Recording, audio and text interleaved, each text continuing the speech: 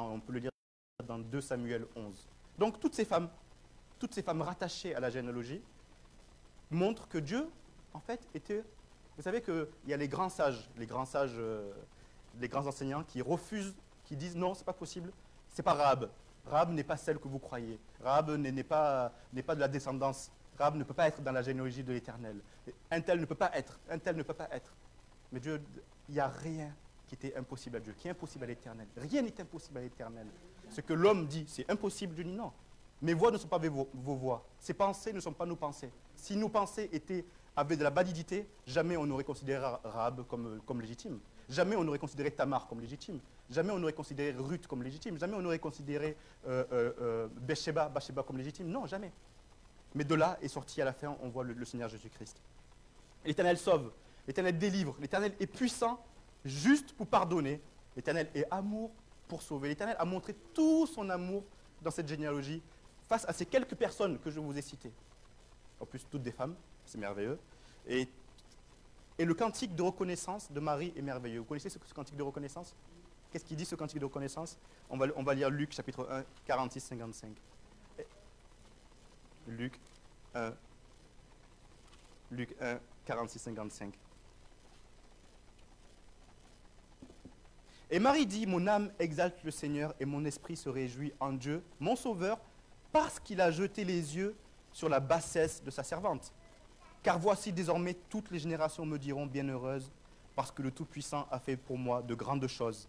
Son nom est saint, et sa miséricorde s'étend d'âge en âge sur ceux qui le craignent.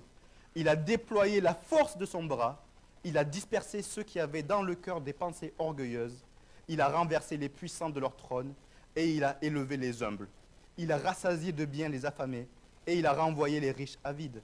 Il a secouru Israël, son serviteur, et il s'est souvenu de sa miséricorde, comme il avait dit à nos pères, envers Abraham et à sa postérité pour toujours. Marie demeura avec Élisabeth environ 3 mois, puis elle retourna chez elle. Marie utilise un mot qui est bassesse. L'Éternel, elle dit, tu as jeté tes yeux ont été sur la bassesse. C'est-à-dire que l'Éternel, la nature de Marie, la nature de toutes ces personnes, n'empêche pas l'Éternel de jeter les yeux sur toi. Ta nature, ce que tu es, bassesse, ça veut dire état inférieur. Le mot bassesse veut dire état inférieur. Elle a dit, tu as jeté tes yeux sur mon état inférieur, moi qui n'étais rien, tu as jeté ton regard sur moi. Nous qui n'étions rien, il a jeté son regard sur nous. Alléluia. Donc Marie, dans sa reconnaissance, a reconnu son état et a reconnu la bonté de l'Éternel en disant, Éternel, ce que je suis n'a pas empêché que tes regards soient sur moi. Alléluia, au nom de Jésus. Et on lui dit, on m'appellera maintenant bienheureuse. On vous appellera maintenant bienheureux, parce que Dieu a jeté son regard sur vous. Il a jeté son regard sur moi et je suis un bienheureux. Alléluia. Qui que tu sois, l'Éternel porte son regard sur toi. Qui que tu sois. Qui que tu sois. Ce cantique, moi-même, je me l'approprie quand je le lis. Je m'approprie en disant, Éternel, ton regard merveilleux, ton regard de bonté est posé sur moi. Alléluia. Alléluia. Marie bénit l'Éternel, car il a posé son regard sur elle. Il a aussi posé le regard sur toi pour que tu aies une destinée merveilleuse. En ayant le regard sur toi, Tamar a été bénie dans sa destinée. Rahab a été bénie dans sa destinée. Ruth a été bénie par... Mais ce n'est pas Boaz qui a béni Ruth. C'est l'Éternel qui a béni Ruth. C'est l'Éternel qui a rattaché Ruth à sa descendance. C'est l'Éternel qui a rattaché Tamar à sa descendance. C'est l'Éternel qui a rattaché Rahab à sa descendance. C'est l'Éternel qui sauve. C'est l'Éternel qui ramène. C'est l'Éternel qui ramène tous à lui. Il ramène. Et Ruth, il y a une question qui est merveilleuse. Ruth pose une question à Boaz.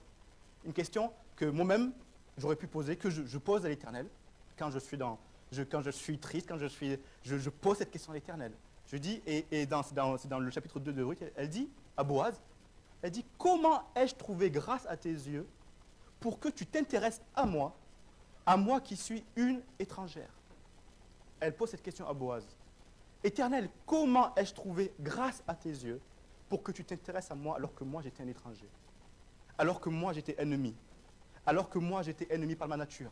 Alors que moi j'étais éloigné? Alors que moi j'étais destiné à la colère de l'Éternel? Comment ai-je trouvé grâce à tes yeux? Comment ai-je trouvé grâce à tes yeux? L'Éternel, tu m'as aimé le premier. Tu m'as aimé le premier. La généalogie, par ta généalogie, Seigneur, tu montres au monde entier que ton regard est posé sur ta création. que ton regard est posé sur la créature.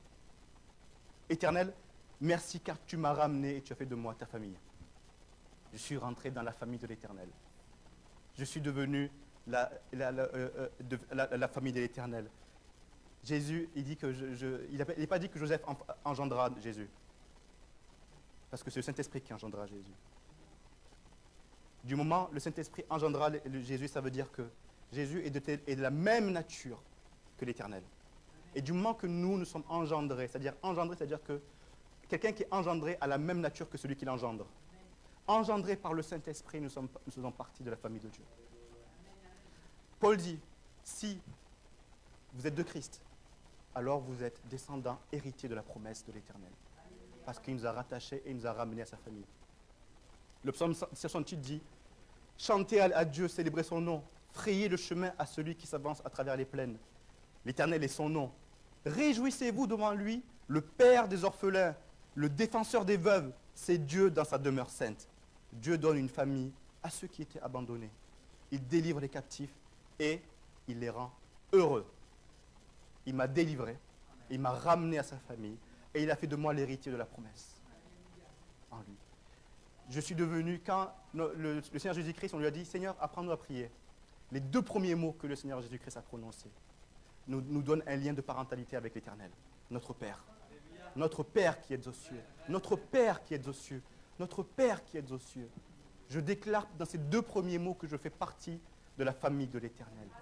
Et que ma nature ne m'empêchera pas. Un frère, il y a 2 jours, a fait une prière, a dit, et c'était merveilleux. Quand il a dit cette prière, je ne sais pas si ça en est rendu compte, au téléphone, mais quand il a prononcé ça, ça m'a fait un bien incroyable. Le frère a dit, il n'y a pas de péché, il n'y a pas de nature plus haute que l'amour de l'Éternel.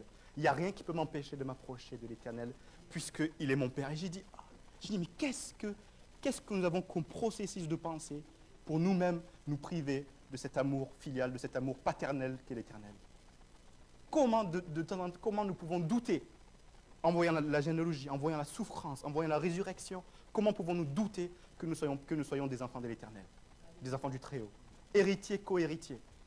Si Christ vit en toi, Christ vit en moi, et nous deux, nous crions notre Père, et nous sommes de la même famille. Paul ne s'est pas embêté quand il écrivait aux Galates, quand il a écrit en Galatie, quand il a écrit à Éphèse, quand il a écrit en Thessalonique, quand il a écrit à Corinthe, quand il a écrit à Colosse, quand il a écrit à Rome, quand il a écrit en Bithynie, quand il a écrit partout en Asie mineure, tout le temps, il dit notre Dieu, notre Père. À tous, notre Dieu, notre Père. Il dit dans quelque lieu que ce soit, tous ceux qui prononcent le nom de Jésus-Christ et qui invoquent le nom de Jésus-Christ, notre Dieu, notre Père. Et nous déclarons que Dieu, notre Père, nous faisons tous partie de la même famille. Et je ne vous ai pas choisi. Peut-être que si je vous avais choisi, peut-être que si j'avais eu le choix de la famille, à mon avis, il n'y en aurait pas beaucoup avec moi. Je pense qu'il n'y en aurait pas beaucoup. Et je m'avancerai, je pense que je prendrais aucun risque en disant la même chose pour vous. Si moi j'avais choisi la famille, peut-être que j'aurais choisi des personnes d'1m80, peut-être que j'aurais choisi des personnes qui aiment l'Olympique de Marseille, peut-être avec qui je pourrais discuter, peut-être que j'aime des personnes et pareil, ou bien j'aime des personnes qui ne parlent pas trop fort, peut-être que je vais choisir des personnes qui ont de la culture, peut-être que je vais choisir des personnes qui aiment aérer la pièce, peut-être que qui sont toujours d'accord avec moi, qui sont exactement, qui aiment ce que j'aime. Non, l'Éternel, je n'ai pas choisi ma famille. L'Éternel, quand il t'a choisi, premièrement, il a fait selon son bon plaisir. Et deuxièmement, parce que c'est son plan. Et qu'il t'aime. Donc quand tu dis que Christ est en toi, je reconnais en toi et en toi une sœur, un frère. Je reconnais en vous des frères et sœurs parce que c'est Christ qui vous a choisi. Une fois, quand j'étais plus jeune, là, vous savez quand on est jeune, hein, genre, on a des idées. Quand j'étais beaucoup plus jeune, hein, vous savez, je suis fan de football. Et je ne vous apprends pas que c'est vrai que quand j'étais petit, j'aimais beaucoup l'Olympique de Marseille. Et il y avait cette rivalité avec le PSG, avec le Paris Saint-Germain.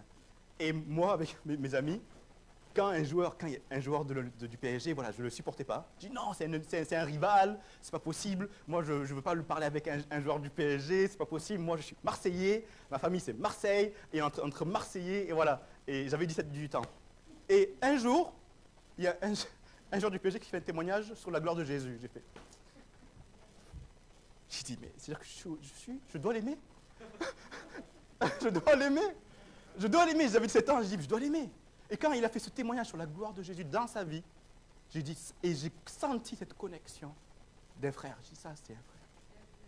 Oui, c'est-à-dire qu'il n'y a rien qui est au-dessus. Il n'y a rien qui est au-dessus de la famille de l'Éternel. Il n'y a rien qui est au-dessus. Rien n'est au-dessus de la famille de l'Éternel. Ce n'est pas une vue de l'esprit que de dire frère. Ce n'est pas une vue de l'esprit que de dire sœur. C'est pas une vue. Paul l'a dit souvent. Pourquoi? Parce que pour lui, il était important que les gens à Éphèse, à Corinthe, en Thessalonique croient que Dieu est leur Père et que nous sommes des frères et sœurs. Très important. Il dit frères et sœurs, soyez bénis. Frères et sœurs, que la grâce de Dieu soit multipliée. Frères et sœurs, le Père qui est de notre Seigneur Jésus-Christ est Sauveur, Père de tous. Et donc, Paul a toujours voulu nous rassurer en disant, vous êtes des enfants de Dieu. Vous êtes des enfants de l'Éternel. Il vous a ramenés dans sa maison. Quand le corps de l'Éternel, quand le corps du Seigneur Jésus-Christ a été brisé, le corps de l'Éternel, sa chair, Hébreux dit, sa chair qui a été brisée, c'est le voile qui a été déchiré. Son corps qui a été brisé, c'est-à-dire c'est le voile qui a été déchiré. Et si le voile a été déchiré, ça veut dire que par l'aspersion du sang que nous avons tous en commun, l'aspersion du sang de Jésus-Christ, nous avons accès au Père. La notion de Père est importante. Mon Père qui est dans les cieux, toi qui habites dans les cieux, toi qui règnes dans les cieux, toi qui sièges dans le cieux, toi qui entends les prières, de ton palais de gloire, toi qui entends les prières de tes enfants, toi qui entends les supplications de tes enfants, de tes enfants, de tes enfants. Alléluia. Il m'a aimé le premier. Nous sommes seulement engendrés, nous ne sommes pas seulement engendrés par un homme, nous ne sommes pas seulement engendrés par un homme, nous sommes engendrés par le Saint-Esprit et par l'Éternel. La vie dans la plénitude est premièrement, à un point de départ. Le salut a un point de départ. Le salut a un point de départ. La rédemption a un point de départ. La joie a un point de départ. La plénitude a un point de départ. Et ce point de départ, c'est le Seigneur Jésus-Christ. Le point de départ, ma famille a un point de départ et ma famille, c'est le Seigneur Jésus-Christ. Et c'est vous tous autant que vous êtes. Quand je vous vois tout à l'heure, il y avait une sœur qui a prié. Et non, ce matin dans la prière, notre sœur Diane a dit, Seigneur, je vois Christ dans mes frères. Je vois Christ dans mes frères et sœurs. Il est impossible de vivre la communion fraternelle si je ne vois pas Christ dans mon frère, dans ma sœur, dans mon frère. Si je ne vois pas Christ dans mon frère, moi-même je me prive de la famille. Je me prive de cette bénédiction qu'est la famille de Christ. Je dois voir, ouvre-moi les yeux pour que je puisse voir les merveilles de ta loi. Ouvre-moi les yeux pour que je puisse voir les merveilles de l'œuvre parfaite que tu fais dans tes frères, dans tes enfants. Alléluia. Donc quand nous prions, lorsque nous prions en tant qu'enfants de Dieu. Nous prions en tant que écoutés par l'Éternel. Écoutés, compris. Dieu nous comprend. Dieu comprend ta souffrance. Dieu comprend parce que c'est ton Père. Le Seigneur Jésus dit, vous qui êtes méchants, vous croyez que Dieu va... Non, votre Père qui sait tout, qui voit tout, est avec nous. Notre Père. J'ai plus besoin d'aller envoyer mon ADN. Parce que je suis réjoui, je me réjouis que celui qui siège dans le ciel, celui qui tient le jugement entre ses mains, celui qui tient la vie entre ses mains, celui qui tient ma vie entre ses mains, est mon papa. Abba Père, c'est pas pour faire style, je sais parler en hébreu ou en grec. Hein. Quand je dis Abba Père, c'est pas pour dire Limon, il sait bien parler, non. C'est que j'ai besoin de dire Abba Père. J'ai besoin parce que c'est la vérité. Matthieu, qu'est-ce qu'il a fait? C'est que souvent on dit que Matthieu a essayé de convaincre les Juifs que Jésus venait bien de la descendance d'Abraham, que Matthieu a essayé de convaincre que Jésus venait bien de la descendance de David. Mais en premier lieu, Matthieu a exposé la vérité. Avant d'essayer de convaincre, Matthieu a essayé à donner la vérité. Jésus, la parole de Dieu n'essaie pas de convaincre que Dieu existe. La parole de Dieu dit Dieu est. Dieu n'a jamais essayé de vous convaincre qu'il existe. Il n'en a pas besoin. Donc il est. Matthieu a exposé la vérité en disant, voilà ce qui se passe, ceux qui ont Christ dans leur vie, ils sont descendants de l'Éternel lui-même et du Seigneur Jésus-Christ. Maintenant, quand il est écrit dans Matthieu, Jésus, appelé Christ, Jésus enfanta les mimons. Voici la ligne. Jésus enfanta les mimons. Jésus enfanta Christophe. Jésus enfanta Isabelle. Jésus enfanta Josette. Jésus enfanta Sita. Jésus enfanta Jérôme. Jésus engendra Jérôme. Et c'est ça notre destinée. Alléluia. Soyez bénis. Amen. Alléluia. On va avoir un...